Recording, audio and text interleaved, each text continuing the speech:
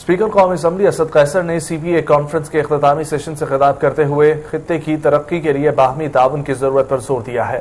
انہوں نے اس کے نیازی کی زیر ادارت شائع ہونے والے روزنامہ پاکستان ڈیلی پیٹریوٹ کے معیار کو خوب سراہا۔ سائم عباسی کی رپورٹ دیکھیے۔